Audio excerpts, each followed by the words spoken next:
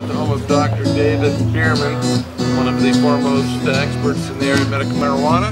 Here to raise awareness. We're here to raise funds, and Judge Gray is here today, and he's going to make a speech in a few minutes to our honored guest. I have gotten a lot of good response when I talked to the patients. People were really enthusiastic about having this option and having this choice. But I also think that we've reached a tipping point when it comes to politics. And you guys are really important. It's important for you to get out and spread the word. It's the energy from you all that's important.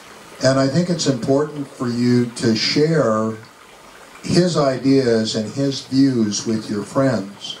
Judge Gray has a great deal of integrity and moral courage. In the 1990s, way before it was fashionable, he wrote a book criticizing the drug war, why the drug war failed and what to do about it. And I've admired the judge ever since, first from afar, and then I had a chance to see him up close. We were both on a panel on a cable TV show in Los Angeles, and it was a powerful group of people. The former head of the DEA was there, a guy who later went on to be in the LA City Council, the top civil rights attorney in Los Angeles, Arianna Huffington, and myself. And rarely am I intimidated by other people's intelligence, but I certainly was at that gathering. And Judge Gray was articulate and to the point and had important things to say. And I certainly hope that Gary Johnson and Jim Gray do extremely well, and that we all do our part to help them. It's my privilege and honor to turn the microphone over to Judge Jim Gray. You know, I can tell you directly that based upon my background, I was a former drug warrior. I was a criminal defense attorney in the Navy. Actually, as a staff judge advocate in Guam, I wrote charge sheets for our shipmates involved in drug offenses. Didn't really think much about it. Most people don't. And then, while I was a federal prosecutor in Los Angeles, I was prosecuting lots of cases, including drug cases. And again, just didn't think about it that much. But then when I was a judge, and I would see in my own courtroom that we're churning low-level drug offenders through the system for no good purpose. And we are arresting and convicting and incarcerating even heavy-selling people. Does that mean now that cocaine is no longer available in Santa Ana or wherever? No, it just means it's an employment opportunity for someone else. So I finally had this epiphany and decided, look, who better to spread the message than somebody that's fairly clean-cut? I'll leave that for you to decide. That's never used any form of illicit substances. A pretty conservative judge in a conservative county. Somebody has to raise this, and so I did. So I've been doing this actually since 1992. It's April the 8th of 1992. I did something very unusual for a trial court judge. I held a press conference and said as loudly as I could and as often as I could that what we're doing isn't working and we simply have to change it.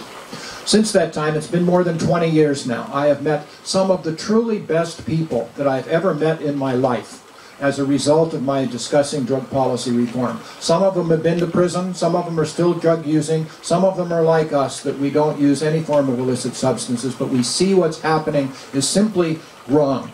In fact, as I say it, and I'm not prone to exaggeration, drug policy, drug prohibition, is the biggest failed policy in the history of the United States of America, second only to slavery. And that sounds like an exaggeration, but it's not. And you can see pretty much that the drug prohibition has its tentacles in everything that's going wrong in our world today. Now, before I keep going, because I can get really excited and I can talk about all kinds of issues for a long time, but I want expressly to thank my friend Dr. David. He is just a sensational person that puts his credibility, if not his professional license, on the block frequently. But he does this, number one, for his patients because that's who he is. And he does it for his country just because that's who he is. So I expressly, David, I'm honored to be with you. I'm honored to call you my friend. Thank you. Thank you. I'm not going to run just to make a moral victory or to make a statement or to make a good showing so somewhere in the future things will be better. We're going to run to win. I'm not naive. I understand the odds are against us. We're still going to run to win. Spontaneously, he said, Jim, throughout the campaign, if your ideas are different than mine, feel free to discuss them publicly. Have you ever heard of any presidential candidate telling his running mate, if you disagree with me, it's okay, you can talk about it publicly? That shows me this man not only is of integrity, but he is self-confident, and he wants to do the right thing for the right reason. He wants to gather information, and if by chance my ideas are better, then he'll change his thoughts. By the way, I've changed mine a few times because of what his thoughts are. So he has put together a campaign group. We are going to be a coalition government. What does that mean? The real benefit, well, there are many benefits, but the real benefit that we have is we're not Republicans and we're not Democrats. We are going to have people in our administration that are there because of merit. Yes, there'll be Libertarians, there'll also be Republicans, Democrats, Independents. I don't care. We're going to get the very best people from all around the land and have them in our administration. And then, because today, as you have seen, as a good idea is come up with by one party, the other party will oppose it. Why? Because they don't want the first party to get credit. That is no longer going to be the case. We are going to embrace good ideas. And anybody that supports good ideas will get all the credit in the world. It's not going to happen if the Democrat is elected, as we have seen. It will happen with our coalition government.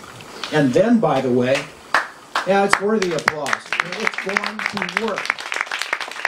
It's going to work. The right thing for the right reason.